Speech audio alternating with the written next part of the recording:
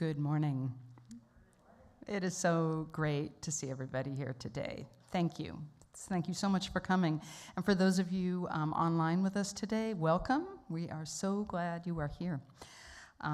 So I am a child of the 60s and 70s. And Harry Nilsson's 1968 song, you may remember, "One is the loneliest number," as popularized by the band Three Dog Night, was on heavy rotation when I was young. Apparently, Harry wrote the song after calling someone on a landline and getting a busy signal. I guess now we just go to voicemail when that happens, but I remember that beep, beep, beep, beep, beep of the busy signal, and knowing that the person you really wanted to talk to was actually talking to somebody else. Is one the loneliest number, really? This is not an empty question for me, as I navigate the world as a very recent widow, single for the first time, really, since high school. Our theme this month is quest, and many quests in literature are undertaken in a certain kind of solitude. And for me, even when partnered, I love doing things alone. I love long, lonely bike rides. I like being in the ocean, camping, and hiking alone. Since childhood, in fact, a core aspect of my spiritual self, and I grew up as a UU, has been connected to my time alone, usually in nature or traveling. As a child, I would climb trees and sing to myself and listen in the wind. I would take off alone to a pasture near me and daydream under a tree for hours. I insisted on biking alone at age 20 from Denver to Santa Fe, a definite quest, much to my mother's distress. Hiking alone today is still my ill-advised but absolute pleasure.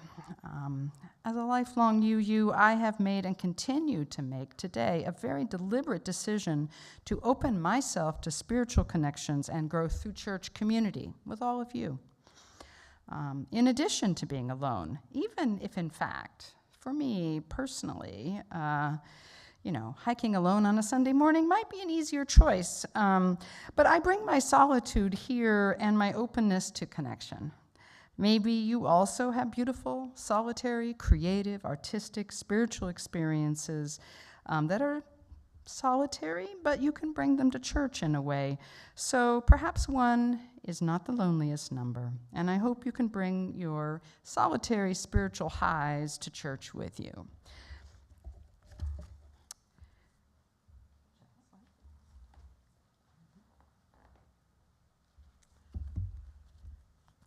Good morning. Our chalice lighting is from our chosen text today, At the Center of All Beauty, by Fenton Johnson, published just a few years ago. He writes, "Frequently, I overhear or read pundits or scholars who perceive unhappiness as inherent in the disintegration of traditional families and small-town community life. And indeed, there is a loneliness that arises from our capitalist, consumerist, addictive, wired society. That loneliness arises, I suggest, because we are looking outside to assuage a longing that can only be addressed within. Through turning over the stone of our loneliness to perceive it instead as solitude."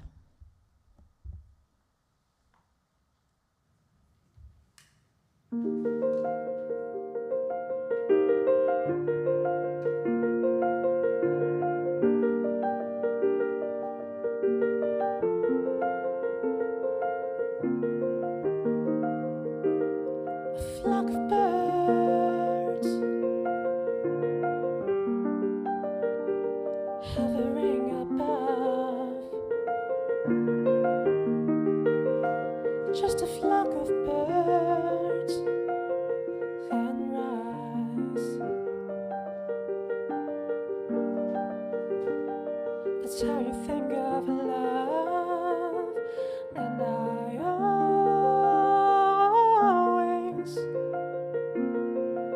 Look up to the sky, pray before the dawn, 'cause they fly high always. Sometimes they arrive, sometimes they are gone. They fly on.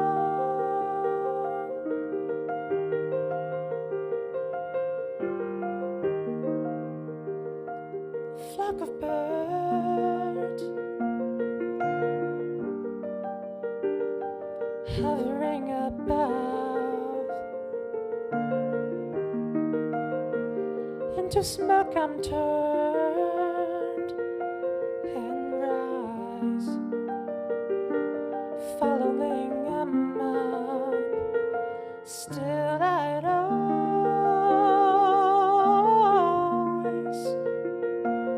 look up to the sky, pray before the dawn, 'cause then fly away.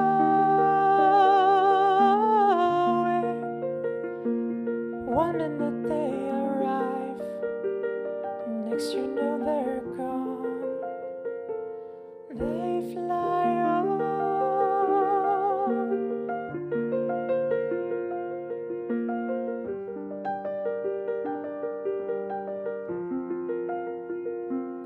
Fly on.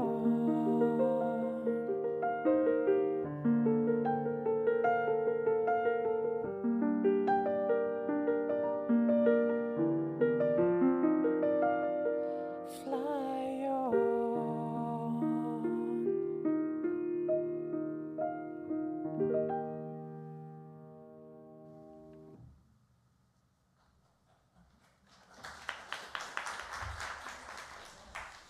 That was so beautiful. I want to thank our pitch-hitting musician today, Chris Law. Thank you. So, welcome, everybody. Welcome to the Unitarian Universalist Community Church of Santa Monica. I am Chela Metzger, your worship associate for this service.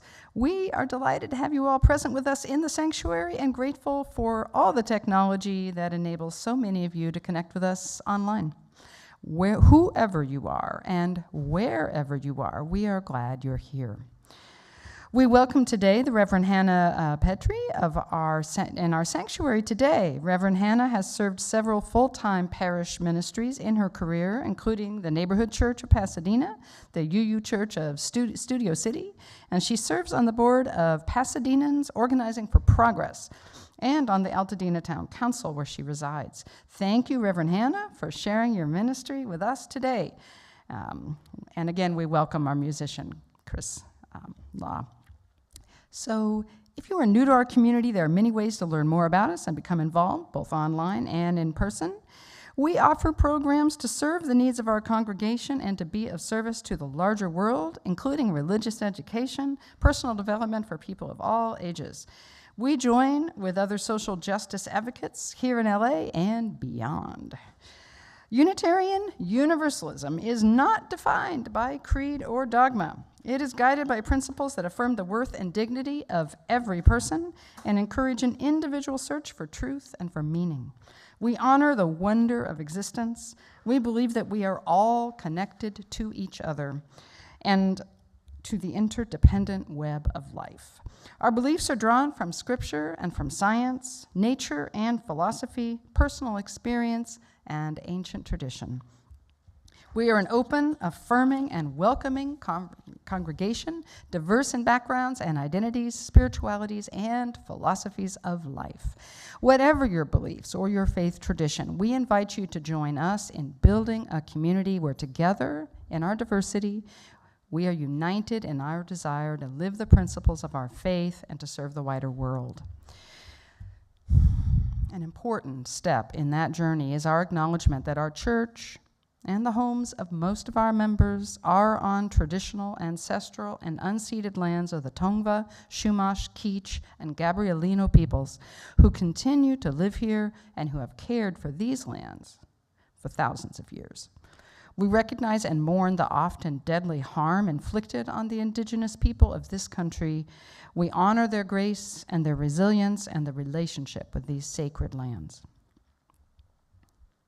Okay, so I do have a lot of announcements today, which is a good problem to have. Lunches for Bunches, right after church. Please be part of assembling lunches for hungry neighbors. The funds for this need replenishment. It's $3 per lunch, and we feed about 60 people per week. So if you can spare some money for that, there's a lot of ways to donate. Just indicate it goes to Lunches for Bunches. The Arizona lobby construction will start, has started, in fact, and will last a few months. This means that the bathrooms on the first and second floor will be blocked and inaccessible. The only bathrooms are the ones in the sanctuary lobby, back that way to the left, or in the cottage, right over that way. We are sorry for this temporary inconvenience caused by construction. UU the vote. This is really important. The UU Vote Committee meets once a month, generally on the first Sunday. We're going to try to knock out 1,000 postcards by the end of July. Contact Jackie Weber or drop by Lunches for Brunches to talk to her. The other great and important announcement is UU Camp is coming up in the mountains. Save the dates. September 16th through 18th, it will be really, really lovely to all be together up at our camp. For those of you who haven't been to UU Camp at Divinaville Fines, we have a weekend to play music, go on hikes, do arts, maybe some tie-dye, and maybe naps. So there's a sign-up sheet outside today. Please speak to Carl or me if you're interested in coming. And after church today, you are very welcome to join the Faith in Action, Peace and Justice Committee. They're meeting monthly, and the meeting is today after the service in the cottage, right over there. The emphasis is going to be coordinating with other UU congregations to support reproductive freedom. On the issue of joys and sorrows, we're keeping our amazing pianist, Ryan Humphrey, in our thoughts as he is homesick, as is our original guest musician, Ryan Nealon. The joy is that Chris Law is here with us today. So come now, let us worship together. Please rise in body or spirit and stay standing for our opening hymn.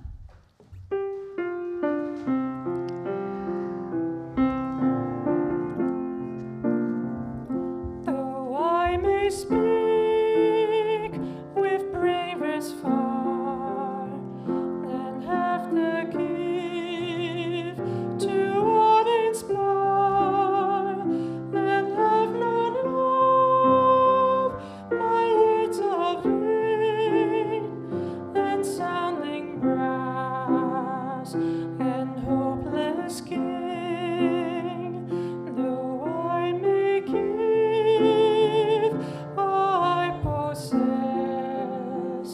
and striving so my love profess, but not be given my love within. The prophet's soul turns strangely thin. Come, Spirit, come, our hearts control. Our spirits long to be made whole. Let inward love guide every deed. By this we worship and are free.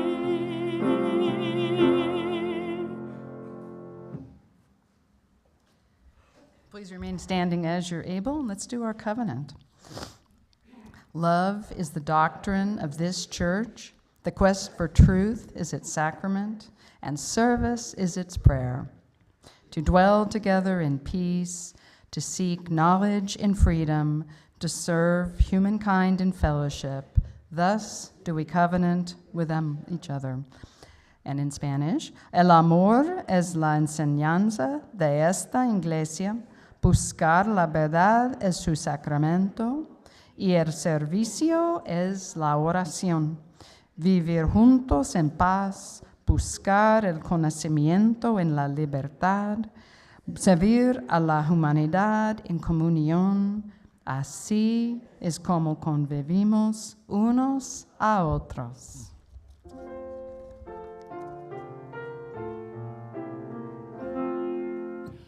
Fruit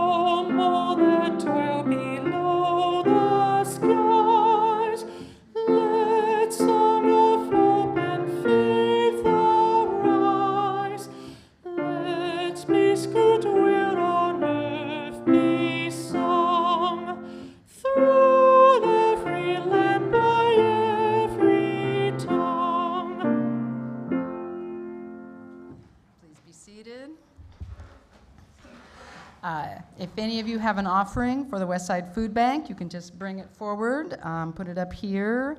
Our basket is on the chancel, perhaps. We are still practicing social distancing, so you may return to your seats after dropping off any food you have. It is... oh. Okay. We're good? Yeah. Sorry. Yeah. Technology. Thank you, everybody, for your patience. So we are now at the time for all ages, and I'm going to tell a story made of questions, and the questions are about listening. We can start the story of listening at church, like today, where we're sitting right now, or in our places at home. We often have a time at church where we are all silent together, a time when nobody talks at all. We are thinking or praying or trying not to think. One thing silence can do is help you hear noises. So let's be quiet together for about 30 seconds now and listen to the noises.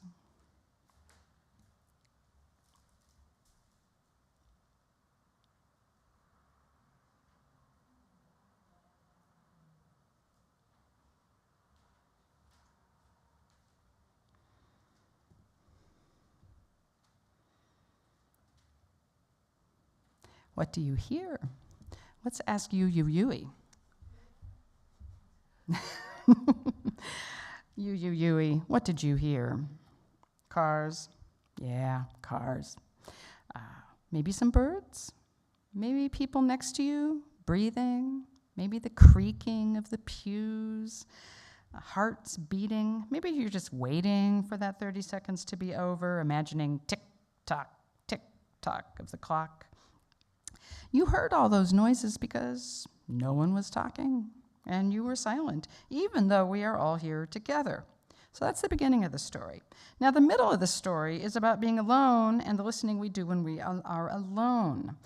Maybe we get in trouble at home or at school and we have to do a time out where we are away from everybody, alone in a room.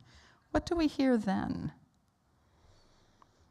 When you wake up at night with darkness all around you, what are you listening for? Maybe if you climb a tree or play in the ocean alone or ride your bike alone, what are you listening for? Now, the end of the story is about listening and about choices. Are there some things we hear better alone? Are there things we hear better with friends and family close to us? Choosing to be alone sometimes and together other times helps us hear maybe all the different parts of ourselves. What do you think, Yui? So let's try to hear all the world around us, inside of us and outside of us. And we have our song of blessing now.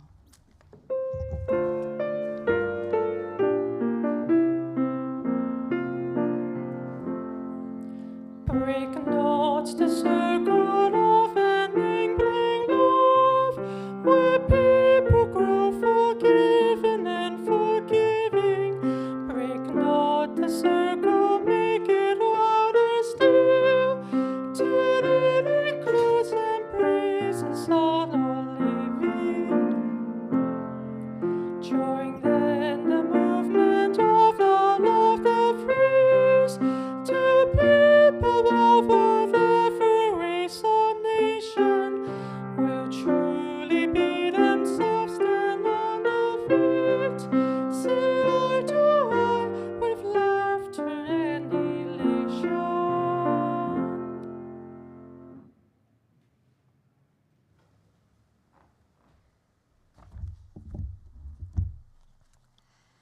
I invite you all to join me in a spirit of prayer. Afterwards, we'll have a full minute of meditation. And our prayer today is by my colleague Carolyn Owen-Toll. It's called Fragile and Rooted. See a blossom in your mind's eye. Allow it to fill the interior of your imagination. Greater perfection of form in nature cannot be imagined. With inward gaze, absorb each wondrous fluted petal. Slide down its humid surface until you drop as the dew into its velvety core. Immerse your senses in this safe chamber. Such fragile beauty gives impulse to weep. Slowly reverse the journey. As you ascend the shaft toward wider light, turn your imagination around and around to see its many facets. Stored within is the memory of all flowers. Marvel that this creation, while utterly fragile, yet undaunted, boldly buds forth, turning resolutely toward the sun.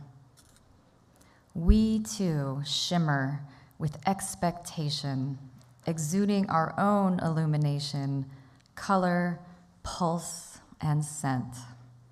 Vulnerable, still we venture our lives courageously toward hope and light, at once fragile and rooted. Amen.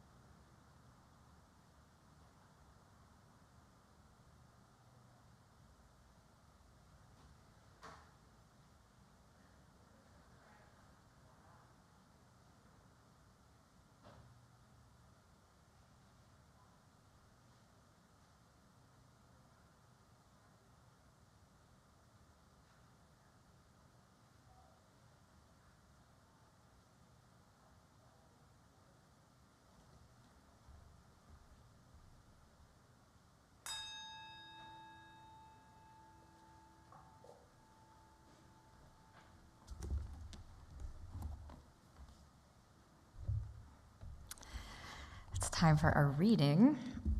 So this book is one of the very best books that I have come across in a long, long time. The timing of its publication, right as the pandemic broadsided us in March 2020, could not have been better. It's one of the first books of its kind to appraise the practice of solitude as a way of life, as the author calls it, what it means to claim the identity as a solitary. Not a single person, not a divorcee, not a spinster or bachelor or widow, but the noble designation that can only be self-given, a solitary. In this book, Johnson explores the great creators over the ages who succeeded at being a solitary by giving their lives over to art and serving humankind, being a contented member of their local communities and the world at large.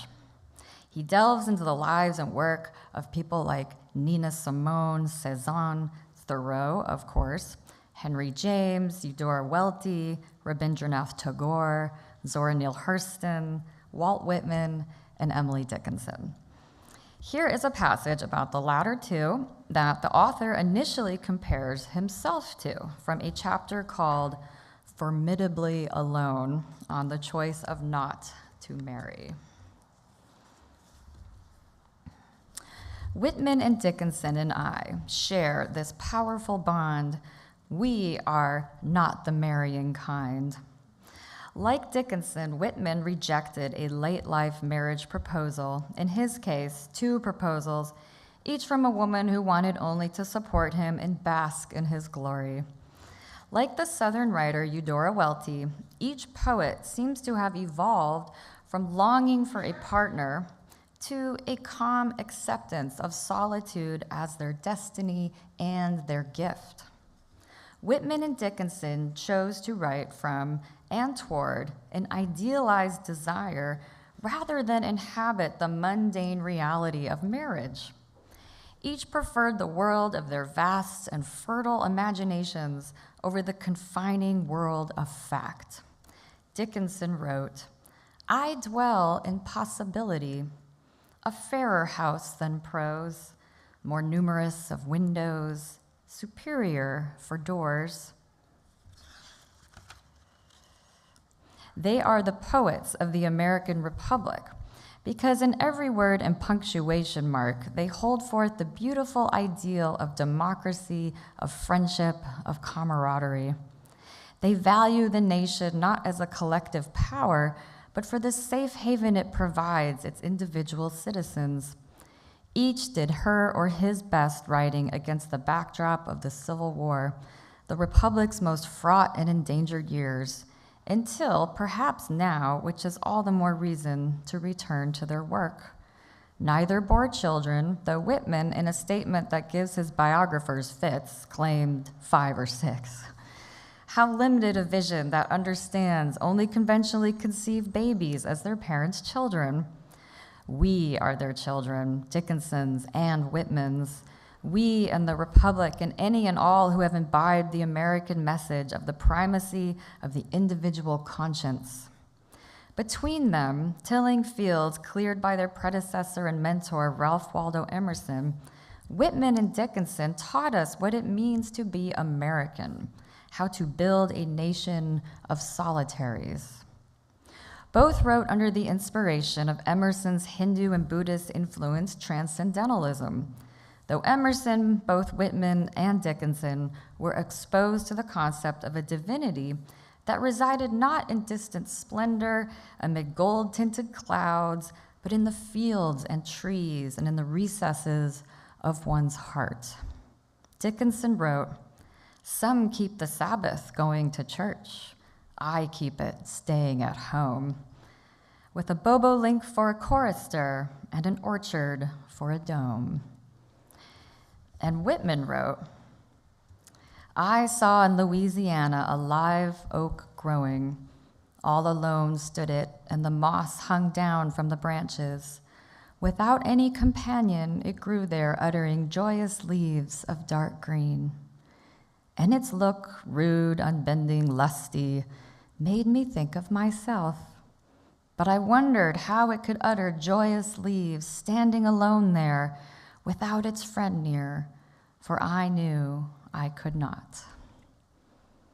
Wonderfully expressed, but standing alone there without a friend near, Whitman did utter joyous leaves, leaves of grass, leaves still red today. So ends our reading. And it's time for our sermon. So perhaps like some of you, I am a solitary in training. Or perhaps some of you are seasoned solitaries. This book, At the Center of All Beauty, is a manual for solitude, whether you are partnered or not. Much of the book is devoted to talking about the author's parents' model of marriage in the rural hills of Kentucky. They were solitaries by day, his mother growing orchids and cacti in her greenhouse, making beauty happen. His father building a cabin among the ancient beechwoods in which to pursue his wood sculpture, also making beauty happen. And running a workshop for all the carpentry and machine work needs of their small agricultural settlement, including the community of Trappist monks next door. In the evenings, there was often at least a dozen for dinner, as the author was the youngest of 9, and the monks would often break bread with the family. His parents understood that it was not their job to make each other happy. Like so many modern partnerships seem to mistake. They understood happiness was an individual responsibility. But mostly, this book makes the case for choosing solitude, choosing not a single life, but a life dedicated to all, to the benefit of humanity, which is found in one's work or service, in vocation, and often a commitment to making great art.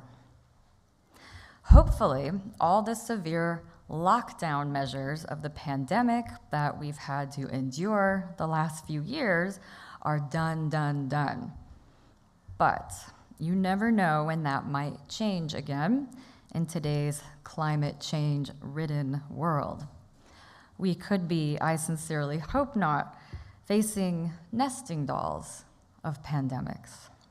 Regardless, learning how to turn loneliness into solitude and contentment with a commitment over time toward a creative goal or a way of life is one of the greatest gifts that we can give ourselves. Again, partnered or not. Time when we choose for ourselves what we want to do, to focus uninterrupted on the things that matter the most to us as individuals in our own right. It's important to clarify that the life of the solitary is not some perfect, romantic, blissful state of being. I wish that it was. Most solitaries battle depression and certainly searing bouts of loneliness. But it is the getting through of these times that offers the rewards of solitude. If we have the courage to not run away from the pain and the challenge, be that with mind-altering substances or whatever your screen, internet, brain candy of choice is, or overeating, or shopping for crap you don't need, if we have the courage to not shut down in these ways, and better yet, keep it quiet so that the still, small voice within can have the floor, then chances are we will learn something about ourselves. We will access an inner source of strength we weren't so sure we had. We might even make something beautiful, see or experience something beautiful that we wouldn't have otherwise, something as small as an insect in our gardens or as vast as the sunset, the midnight sky and moon, or a sunrise. At the center of all beauty refers to the fact that we don't really experience beauty until we have come to deeply know ourselves. And we only come to know ourselves really in dedicated periods of silence, quiet, and stillness. When we are meditating, sure, but I must confess that is not my go-to. Maybe it will be someday. I hear great stuff about it. The science is definitely in. But quietude and nurturing the very sacredness of my spirit happens when I'm hiking alone, listening to my favorite musicians, reading, writing, and sometimes through cooking. The more I empower and embody my spirituality in this way, the better situated I am to be of service to the world, which Fenton Johnson says is the mark of a fully realized solitary. Rather than be married to one person, we become married to the whole of humanity. Not a single river that empties into the sea, but a network of tributaries that covers a lot of ground and gives to many species, many walks of life. Look, I know it is hard, really hard at times for many of us to be alone, whether it's pandemic-induced or not. I struggle with this myself. But I challenge myself and all of us to choose a different path in this regard. We must decide that the suffering and struggle will not be something we merely survive. It shall be something from which we grow and arrive at a more substantial, more fulfilling actualization. A couple of my favorite lines in the book, and there are many, is about how what I'm describing is not easy, and that is precisely what makes it worthwhile. Whitman, he writes, came gradually to understand the solitary's challenge is the conversion of loneliness into solitude, toward a full embrace of his solitude, through which he found union with everyone and everything. Like, sign me up. I also love the measure in which your solitude is hard is the measure of the reward it offers. This book makes a great case for how I suspect we are of those who choose to live alone, how judgmental of this that we can be, and how presumptuous we are of what a solitary's life is actually like. But this book is so valuable because there is an evolutionary shift happening all around the world because more and more people are choosing to live alone. They are not buying the millennia-old convention that we only find happiness in another. He writes, "This is our received interpretation of solitude. Anybody walking alone, reading alone, living alone must be lonely, right? And to be sure, loneliness is an aspect of solitude. Loneliness popularly accompanied by the assumption that it is an aberrant condition that all healthy creatures avoid and is always accompanied by diseases of madness, hoarding, and desperation. No, indeed, the alone are not always lonely. The practiced solitary is often the opposite of lonely." I love the line in the Tracy Chapman song, Crossroads. "I'm trying to protect what I keep inside, all the reasons why I live my life, and save my soul, save myself. It's very you, that only ourselves can save ourselves. We make this decision, a commitment over time toward an integration of a personalized algorithm, an accumulation of everyday choices that we make, patterns of choosing beauty, and practices of our choosing." Here's another great paragraph from the book. "The thing about living alone," Johnson writes, "is that exactly like living as a couple. After a long time, it becomes either a habit or a practice.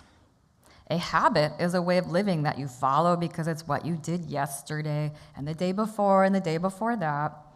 A practice is a way of living that you create and renew every day. A habit is a way of being that controls you.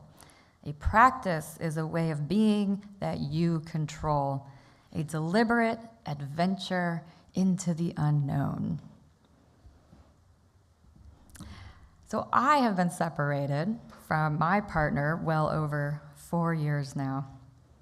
Part of my healing as someone who used to think I could only be happy partnered with another is to one who sees the possibility of a wonderful life without a traditional partnership, has been to revisit those years of my youth. As a girl, yes, but also in high school, those formative years when we have the inklings of who we are and who we might become. It's a crossroads, and that Tracy Chapman song was a soundtrack to this becoming. In fact, the dear old friend who told me recently to imagine my younger self as a method of healing was the same friend my dad took along with me to the Tracy Chapman concert from that album, Crossroads. My friends, perhaps you find yourselves at a crossroads. Shall we turn inward, not only to prevent the spread of illness, of any new variants of COVID, but also to grow in spirit? Or shall we keep going looking outside of ourselves in worldly terms for the familiar that we have turned into habits, looking for comfort in places that do not endure, that evaporate as soon as consumed. I encourage all of us to nurture our friendships, both with others and especially with ourselves. We must love ourselves, or perhaps learn to truly, truly love ourselves, maybe for the first time. Johnson writes, Whitman shocks us even today, not as much by his explicitness, though he is that, but by his forthright embrace of self-love, his love of himself. He goes on to say, I look at the shuck and jive of what passes for civilization, the oblivion of most people, I am including myself, to the beauty of what is, the fantastic, ongoing conversation of life into death into life, and I ask, who is my better role model? The executive in his gated palace on a Florida beach? Or my poets, ecstatic in their solitudes? I beg your pardon, President Trump is an easy target in this conversation. But I love the message of what Fenton Johnson says here. We must deeply question ourselves about how we define beauty and how, especially, we spend our days. I have been awakening to the wonderful truth that it was a really good idea to make a hobby of buying compact discs for nearly 20 years. I have an amazing collection, and I don't have to listen to any YouTube advertisements to play my music. All this music that I have painstakingly curated. I don't keep an album unless the whole thing is good. It's a gateway to my interior life that I have fed my whole life. I also awaken to my books, dozens of which I've not read yet and can't wait to devour. Perhaps many of you have stacks of books you still need to read. If you need stuff to read, why not call up a friend and do some swapping? I have been awakening to my creative writing, and I hope as the summer rushes by us, many of you are awakening to your creative inclinations, whatever they may be. I hope everyone continues to have the best summer that they can have, and what I can only hope, we can all only hope, is the twilight of this pandemic. Don't just hope for a great summer or long for it, make it so. Your salvation is in your own hands, and your hands are strong, capable, and at the center of all beauty.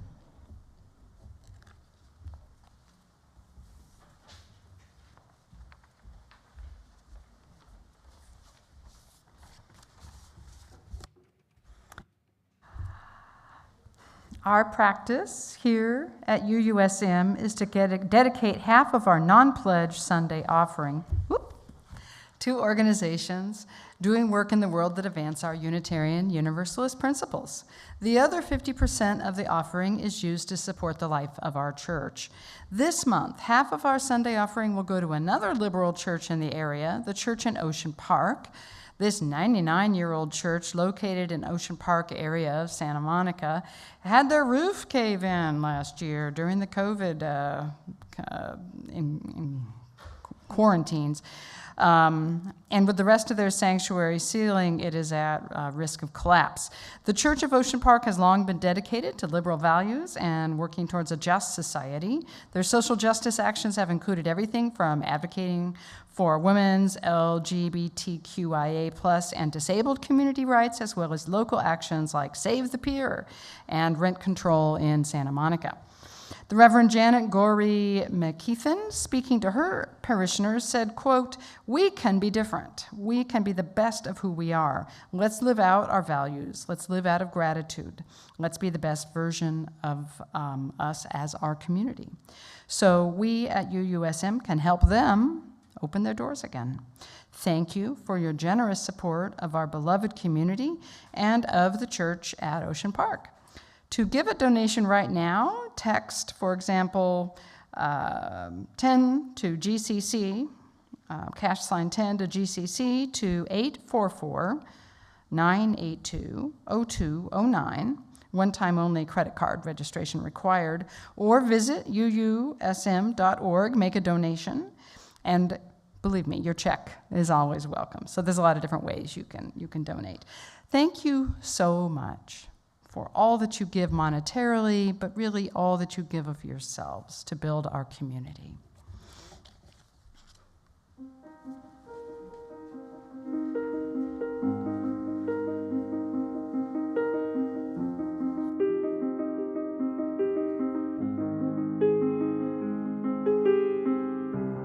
Close enough to start a war. All that I have is on the floor. God only knows what they're fighting for. All that I say, you always say more. I can't keep up with your turning tables under your thumb. I can't breathe, so I won't let you close enough to hurt me. No, I won't rescue you to just desert me. I can give you what you think you gave me. It's time to say goodbye to turning tables. To turning tables.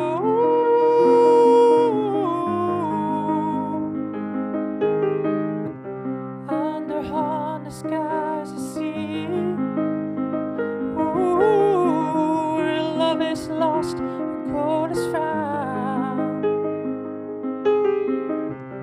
I breathe 100 storms to leave you. As hard as you try, no, I will never be knocked down. I can't keep up with your turning tables under your thumb. I can't breathe, so I won't let you close enough to hurt me. No, I won't rescue you to just desert me. I just can't give you what you think you gave me. It's time to say goodbye to turning tables. Turning tables.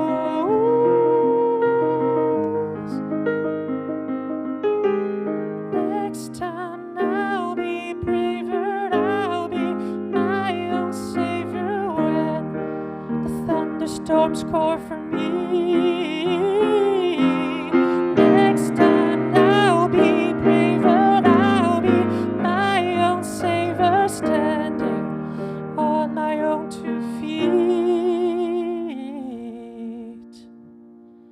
I won't let you close enough to hurt me. No, I won't rescue you to just desert me. I can give you what you think you gave me. It's time to say goodbye to turning tables. To turning tables.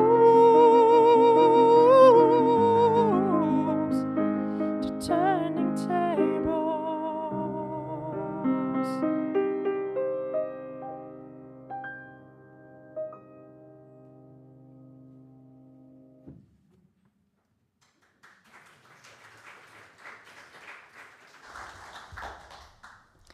Our closing hymn is number 129, Let Love Continue Long. Chris is going to play it through once, and then we can sing it all together.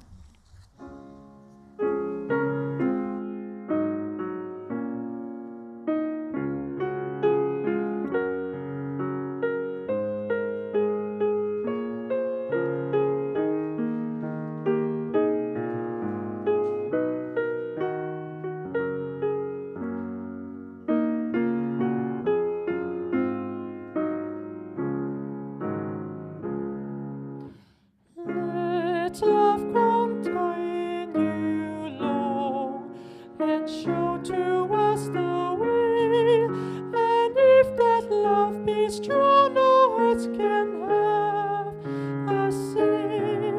And if that love remain now strong, no hurt can ever have a say. If we in love unite, debate can cause no strife, for with this love inside the spirits enrich our life, for with this bond of human love, disputes can be no richer life.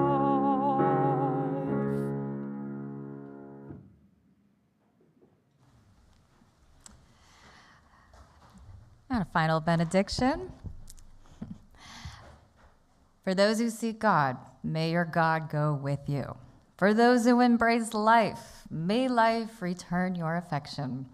And for those who seek a better path, may you find that path and the courage to take it, step by step by step. Amen.